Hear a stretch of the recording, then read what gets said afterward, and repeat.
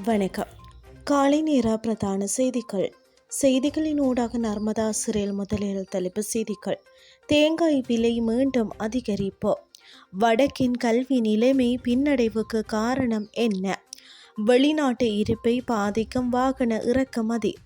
ரஷ்யாவில் மீண்டும் ஒரு சக்தி வாய்ந்த நில அதிர்வு ஆழிப்பேரலை எச்சரிக்கை. இனி விரிவான செய்திகள். நாட்டில் தேங்காய் விலை மீண்டும் அதிகரித்துள்ளதாக நுகர்வோர் தெரிவித்துள்ளனர். அதன்படி சாதாரண அளவிலான தேங்காய் ஒன்றின் சில்லறை விலையில் 185 முதல் 205 ரூபாய் வரை விற்பனை செய்யப்படுகிறது. அத்துடன் சிறிய தேங்காய் ஒன்று 160 முதல் 190 ரூபாய் வரை விற்பனை செய்யப்படுகிறது.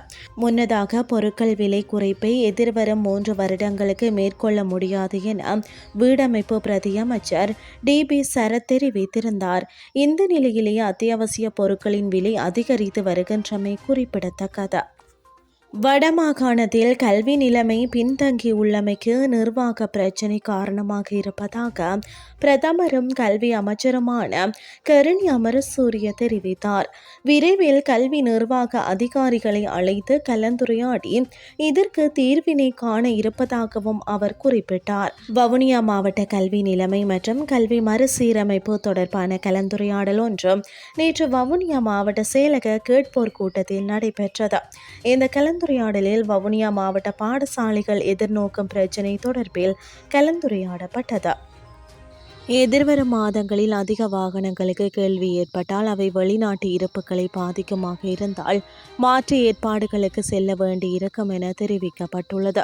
இதன்போது அடுத்த பாதீட்டில் வாகன இறக்குமதி மற்றும் வாகன நிதி வசதிகள் மீதான வரிகளை அதிகரிப்பது குறித்து நிதி அமைச்சு பரிசீலிக்க வேண்டியிருக்கும் என திரைசேரி அதிகாரி ஒருவர் தெரிவித்துள்ளார். இந்த ஆண்டு பிப்ரவரி மாதம் வாகன இறக்குமதி தொடர்பான கட்டுப்பாடுகள் அகற்றப்பட்டதன் பின்னர் இறக்குமதியாளர்கள் 1.2 பில்லியன் அமெரிக்க டாலர் மதிப்புள்ள நாணய கடிதங்களை திறந்துள்ளனர். அவற்றில் 550 மில்லியன் அமெரிக்க டாலர் மதிப்புள்ள நாணய கடிதங்களுக்கு அனுமதி வழங்கப்பட்டுள்ளன. மிகுதியானவை நிலுவையில் உள்ளதாகவும் அந்த அதிகாரி குறிப்பிட்டார். தற்சமயம் வெளிநாட்டு இருப்பு சுமார் 6 பில்லியன் அமெரிக்க டாலராக உள்ளன. இந்த நிலையில் வாகன இறக்குமதி மூலம் வெளிநாட்டு இருப்பு பாதித்தால் அதற்கு எதிராக சில நடவடிக்கைகளை மேற்கொள்ள வேண்டிய நிலை ஏற்படும் எனவும் அந்த அதிகாரி சுட்டிக்காட்டியுள்ளார். இந்த ஆண்டு பிப்ரவரி மாதம் முதல் தனிப்பட்ட பாவனைக்காக சுமார் 30,000 வாகனங்கள் இறக்குமதி செய்யப்பட்டுள்ளன என்றும் அந்த அதிகாரி தெரிவித்துள்ளார். இனி வெளிநாட்டு செய்திகள். ரஷ்யாவில் சில நாட்கள் இடைவெளியில் அங்கு மீண்டும் ஒரு சக்தி வாய்ந்த நில அதிர்வு ஏற்பட்டுள்ளது.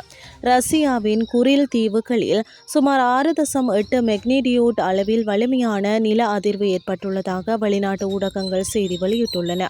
இருப்பினும் பின்பு இந்த நில அதிர்வு 7 மெக்னிடியூட் அளவில் இருந்ததாக அமெரிக்க புவியியல் ஆய்வு மையம் தெரிவித்துள்ளது. இந்த வலிமையான நில அதிர்வை தொடர்ந்து அங்கு ஆழிப்பேரலை எச்சரிக்கை விடுக்கப்பட்டுள்ளது. இந்த நில அதிர்வால் உயிர் சேதம் அல்லது பொருள் சேதம் குறித்த தகவல் எதுவும் வெளியாகவில்லை. இருப்பினும் கம்சட்காவின் பல கடலோர பகுதிகளுக்கு ஆழிப்பேரலை அலைகள் வரக்கூடும் என்று ரஷ்யா எச்சரித்துள்ளது. மேலும் கம்சட்காவின் அருகே உள்ள அதிக ஆபத்துள்ள கடலோர பகுதிகளில் வசிப்பவர்கள் எச்சரிக்கையுடன் இருக்குமாறு அறிவுறுத்தப்பட்டுள்ளதாக வெளிநாட்டு செய்திகள் தெரிவிக்கின்றன. இத்துடன் செய்திகள் யாவும் நிறைவடைகின்றது. அடுத்த இரவு 8:30 எதிர்பாருங்கள். நன்றி.